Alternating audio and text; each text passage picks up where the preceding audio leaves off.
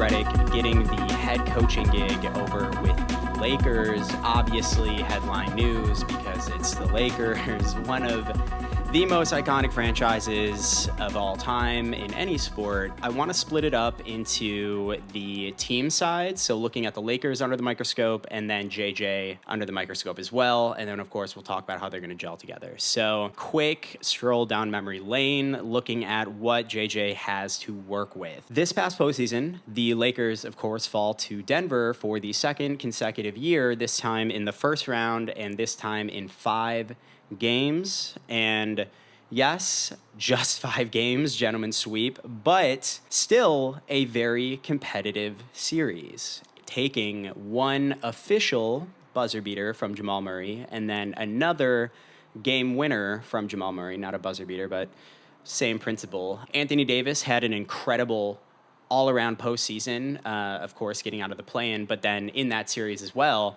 In my own opinion, Anthony Davis kind of played Nikola Jokic pretty much neck and neck when you think about his impact and value on both ends of the floor.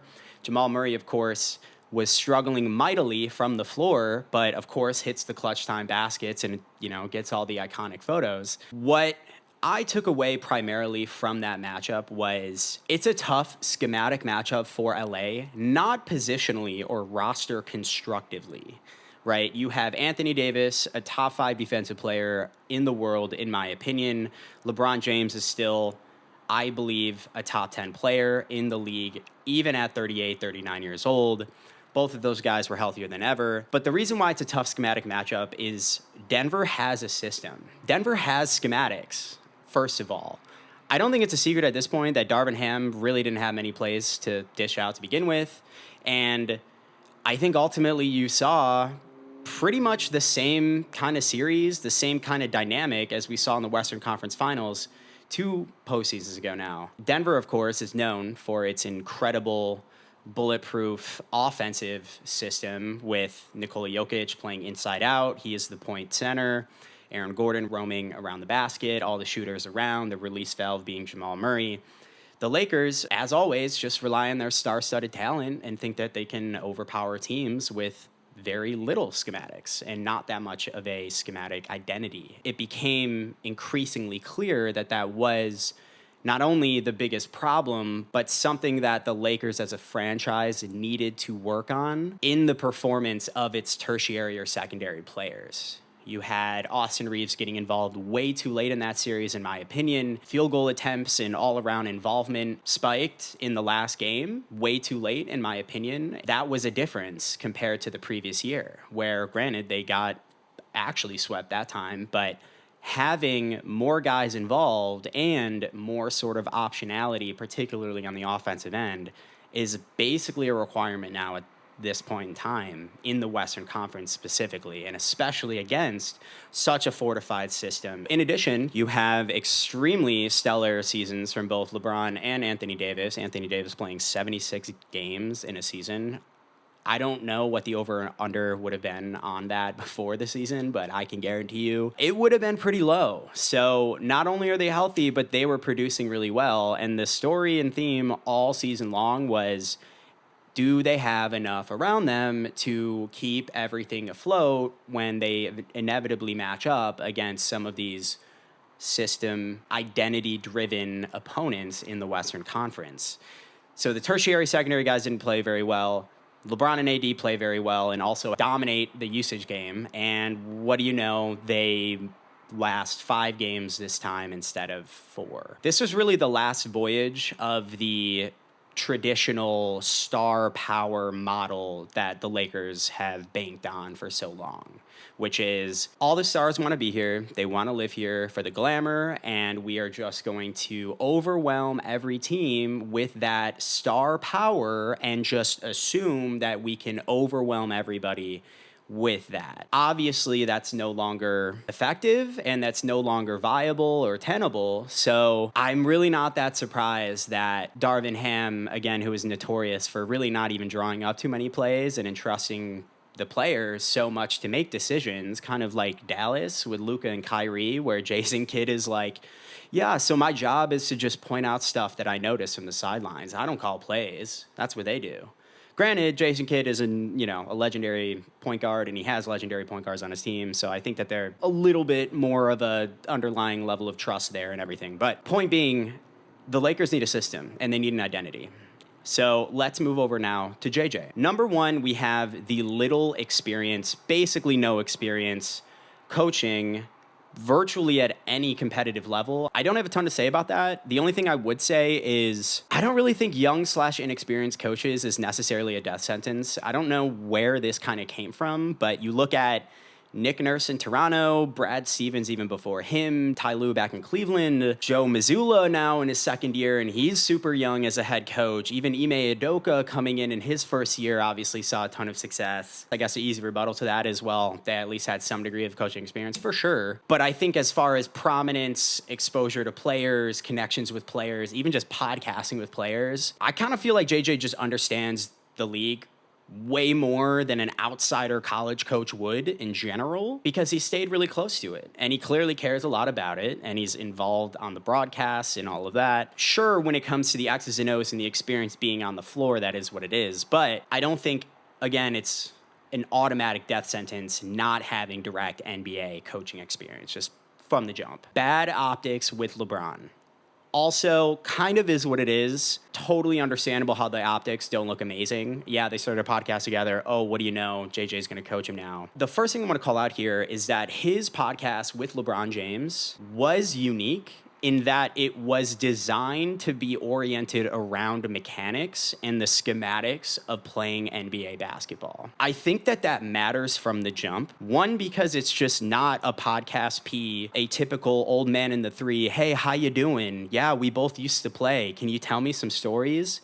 It's not just about reminiscing and being boys with each other. This was pretty groundbreaking, and it still is, revealing how the game is played and the deeper levels inside of it as far as ways to win and ways to lose. And that just isn't common. And it also demonstrates a shared psychopathic fixation with the sport of basketball to even have a podcast series oriented squarely around that. Everybody's saying, oh yeah, did you know you wanted to be the coach, or did LeBron know he wanted you to be the coach when they started the podcast? I wouldn't be surprised if we reach a point during the next season where the narrative forms like a hurricane that, oh, I know what happened. They were just on this podcast literally talking about how to effectively run offenses and defenses, and they kept concocting good ideas for what the Lakers should be doing, and it just kind of opened the door of, oh, you've got some really good ideas. This might actually be a good idea. Do you want to try this out? Lofty conspiracy of, oh, they wanted to do this from the get-go. I don't know, man. They seem like kind of big-time sickos. LeBron is obviously on his way out the door, but still is way too much of a sicko and psychopath of a competitor. He's still going to be playing. If anything, they probably just came up with too many good ideas, and now we're going to see what they are. 3.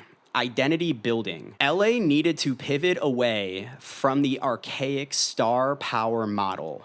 It is abundantly clear in today's NBA, you need a team to win. And that is contrary to the way the Lakers as a franchise have operated for decades. Stars are going to come here, we'll throw all of this shit at the wall, and we'll just overwhelm you with raw talent and not really worry about how to fill in the gaps and how to glue everything together. Coming off of back-to-back losses to, granted, the reigning champs in Denver with an incredible system in place, the greatest player on the planet, they finally realized they needed to pivot. And so if you need a team and an identity, what did we learn recently that plays into that? You need to engage the others, the secondaries, the tertiaries. How do you get them to feel confident? How do you get them involved in ways that they're receptive to and excited about? How do you have those crazy Lonnie Walker games in the conference finals way back when? I kind of just feel like JJ's a great communicator. He's really clear and good at explaining stuff. He obviously really cares as well, and I think he would probably even say that's when things get a little bit foggy, is when too much of the emotional stuff starts to overshadow everything else, which is something I'll keep my eye on. But incredible communication skills that he puts on display all the time on all of his podcasts, on the broadcasts, in interviews, on social media, and he's committed and really invested in furthering the sport as a whole staying a part of its evolution and contributing to it in innovative ways, even to the lay people like us getting to learn some of the mechanics. If you can do that, I'm pretty confident you can do pretty well with an actual cast of professional basketball players. And the engagement side as well, I just feel like we've seen this before. I'm sorry, but the Steve Kerr similarities just keep coming back in my head as far as, yeah, I was a pretty good player, but I was a secondary, tertiary person who was able to witness firsthand effective teams and what caused demises and what caused successes. It's not necessarily like JJ played with LeBron a ton or anything like that. That would be insane. But he made the playoffs every single year except for one. The guy has just seen a lot. And he has been thrown in a bunch of different situations. So I just think about the connective stuff. You have to be able to communicate, but you also have to be able to relate. I don't know. The guy's been under a spotlight since Duke. The guy's had to overcome a lot and prove himself in a bunch of different environments. And so I just feel like, again, with the others specifically that are going to be in the shadow of LeBron and Anthony Davis, that just is what it is for sure. Those are the guys that matter for the Lakers in terms of leveling up. And it's only going to get more important that they perform better with the new climate of the league and all of the restrictions and the prices of things similar to the Steve Kerr stuff. I'm pretty curious about what JJ has in mind when it comes to unlocking Austin Reeves and Gabe Vincent specifically. I think Gabe Vincent really non-factor season last year, had a series of severe injuries, was barely even able to play in the playoffs when it finally came time to, didn't play at all basically in the regular season.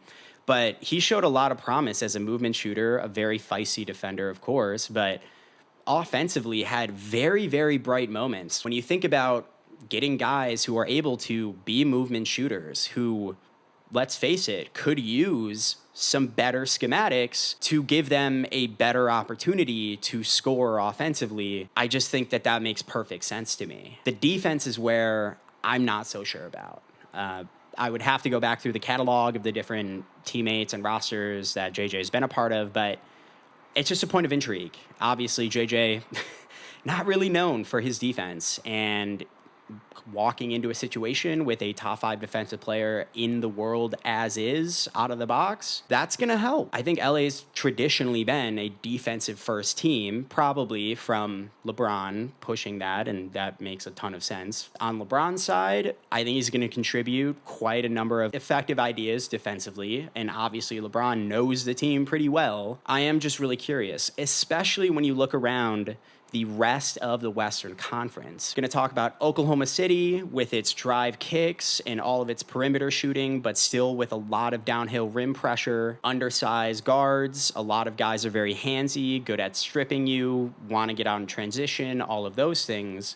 And then you have the inside-out titan of Nikola Jokic with all of the off-ball movement. How are you going to guard him one-on-one? What happens if X, then Y, and all of those things. You have Dallas's outside-in framework as well with the two-headed monster of Luka and Kyrie, two historically great point guards who are going to always be putting pressure outside in, the complete inside-out framework of Denver. That's not even mentioning your mid-range, whatever the hell it is in Phoenix, where I guess they just don't play defense. And honestly, I don't treat them as a threat, but like, that's my point. I just feel like there's such a bigger array of styles and brands of basketball in the Western Conference that you innately need to be prepared to go to war against, as opposed to the Eastern Conference. And I don't mean to put them completely down. Obviously, the East is only going to get better and better.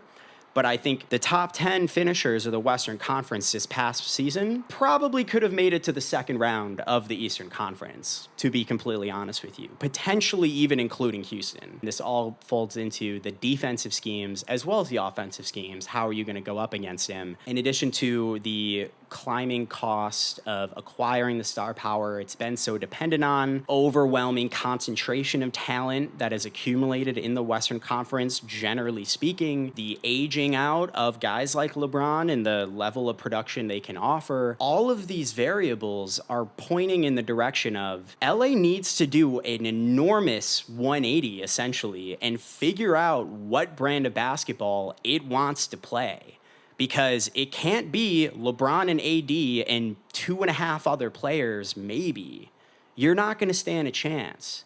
And so the fact that the guy who's been preaching on the airwaves about actual X's and O's and mechanics of winning basketball games with one of the greatest minds that we've seen play the sport, I think this makes a lot of sense.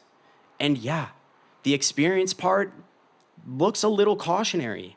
But you look backward, it's never been a death sentence. I just think LA needed something like this to happen anyway, and it made perfect sense for it to happen. And then the last thing is the pressure of coaching in LA. I am not a lifelong LA Laker fan. I know that there are millions. I kind of feel like that fear or the overwhelming pressure of the fans in LA is overblown. If there are calls to effectively hang coaches and get them out of the door at the first sign of trouble, you're not a confident team. You're also irrational because of everything I've said so far up until this point. The West has an unbelievable concentration of talent that is being utilized in an unbelievably diverse multitude of ways.